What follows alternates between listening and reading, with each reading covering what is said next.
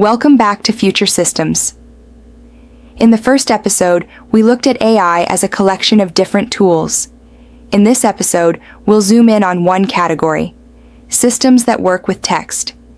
These are the AI tools most people interact with directly: chatbots, writing assistants, summarization tools, question answering systems. We'll look at what these systems actually do when you use them, how they work at a fundamental level, where they excel, and where their limitations become clear.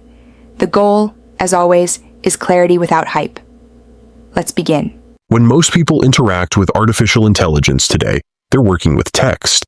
You might ask a chatbot to draft an email, summarize a long report, answer a technical question, translate a document, or help structure your thoughts. The experience often feels conversational. You type a question, you get an answer. You add more context, the response adjusts. This back and forth can create the impression that the system understands your question the way another person would. But that impression, while understandable, can be misleading. These systems don't work the way humans do, and to use them well, it helps to understand what's actually happening when you interact with them. So let's look under the hood. At their core, these systems recognize patterns in language. They're trained on massive collections of text from books, websites, articles, and conversations. During training, the system learns which words and phrases tend to follow each other in different contexts. When you ask a question, the system doesn't retrieve a pre-written answer from a database. Instead, it generates a response word by word, choosing each next word based on probability. This is an important distinction. The system isn't looking up information. It's predicting what a useful response might look like based on patterns it learned during training. It doesn't understand meaning the way you do. It doesn't know what words actually refer to in the real world. It doesn't have intentions or goals. What it does have is a statistical model of how language tends to work. These systems are often called language models, but what matters more than the name is understanding the mechanism. They generate text by predicting what's likely to come next. Within this pattern-based approach, text artificial intelligence systems can be remarkably effective. They're good at summarizing long documents, not because they understand the content, but because they can identify recurring themes and reduce them to key points. They're useful for reorganizing information, creating outlines, and rephrasing content in different styles or tones. They're also helpful for drafting first versions of text, not because they're creative in a human sense, but because they can quickly generate structured language that you can then refine and correct. Another strength is speed and scale. These systems can process large amounts of text quickly, which makes them useful for tasks like reviewing documents, comparing information across sources, or generating multiple variations of the same idea. In practice, their value comes from reducing friction in language work. They make certain tasks faster and less tedious, but they work best when treated as tools that accelerate human work. Despite their strengths, these systems have clear limitations. First, they don't verify facts. They can generate statements that sound confident and well-written, but are simply wrong. This is sometimes called hallucination, but it's better understood as a side effect of how these systems work. They're optimized for plausibility, not accuracy. Second, they lack real-world context. They don't know if information is outdated, incomplete, or misleading, unless that distinction was present in their training data, or in the prompt you gave them. Third, they struggle with reasoning that requires an understanding of cause and effect, physical reality, or long-term consequences.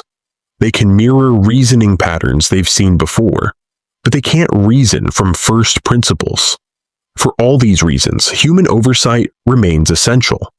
The most effective use of these tools isn't full automation. It's pairing them with human review, correction, and judgment. They're not autonomous thinkers. They're text generation systems that work well when used carefully, and poorly when trusted blindly. In real-world settings, text-based artificial intelligence systems function as support tools, not decision-makers. In customer service, they help draft responses or route inquiries to the right team. But complex or sensitive cases still go to human agents. In professional writing, they assist with outlining, editing, and revising drafts. But the final decisions about tone, accuracy, and messaging remain with the author.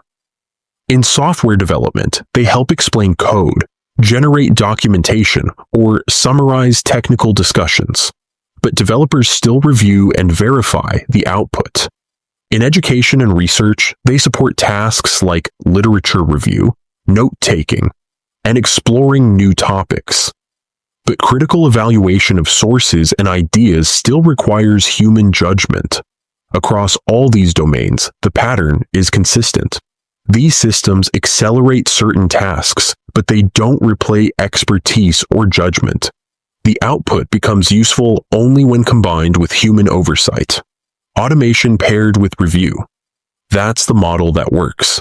A useful way to think about text-based artificial intelligence is to focus on what they do, not what they seem to do. They don't understand your questions, but they can generate responses that look like understanding.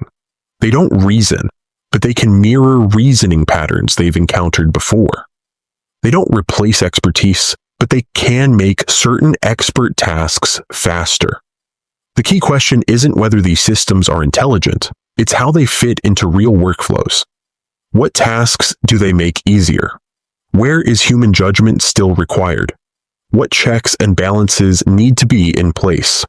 When you answer those questions honestly, you can use these tools productively. When you skip those questions, you end up with plausible-sounding outputs that may or may not be correct, useful, or appropriate. The systems themselves are neutral. The results depend entirely on how they're used. Understanding how text-based artificial intelligence actually works changes how you use it.